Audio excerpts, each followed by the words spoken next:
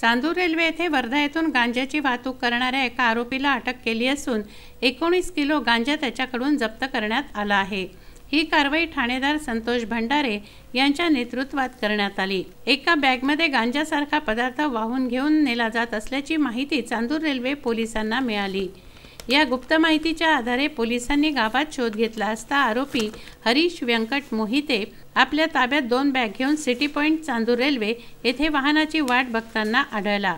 त्याची झाडाझडती घेतली असता त्याच्या ताब्यात असलेल्या एका ट्रॅव्हलिंग बॅगमध्ये 10 किलो 972 ग्रॅम व एका सॅकमध्ये 7 किलो 925 ग्रॅम असा एकूण 18 किलो 897 ग्रॅम गांजा, ज्याची किंमत अंदाजे 2,37,800 रुपये आहे, हा पोलिसांनी हस्तगत केला व आरोपीवर गुन्हा दाखल करून त्याला अटक केली। श्री संतोष भंडारे साहेब यांना माहिती मिळाली गुप्त बातमीदारांकडून की चांदूर रेल्वे हद्दीत गांजा तस्करीचा एक इसम आहे संशयित, तो गांजा तस्करी करणार आहे।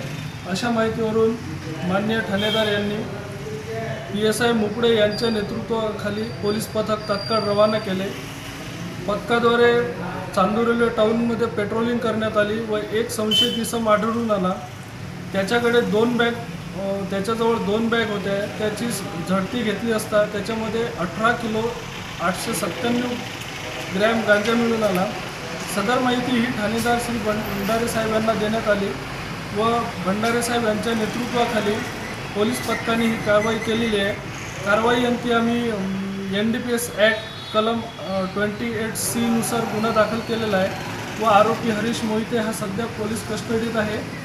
ही कारवाई पोलीस अधीक्षक हरी बालाजी एन अप्पर पोलीस अधीक्षक श्याम घुबगे, उपविभागीय पोलीस अधिकारी तांबे यांच्या मार्गदर्शनात ठाणेदार संतोष भंडारे, पोलीस उपनिरीक्षक गणेश मुपडे, सहाय्यक पोलीस उपनिरीक्षक मोतीराम पवार, चंद्रशेखर पाठक, गणेश घुले, संदीप शिरसाट, मनोज वानखडे, संतोष राठोड, शेख गनी, अरुण बुरकाडे, पंकज शेंडे यांनी केली आहे।